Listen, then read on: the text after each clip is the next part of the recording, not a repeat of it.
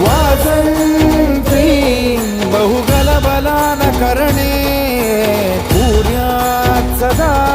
मंगलम् शुभमंगल सावधान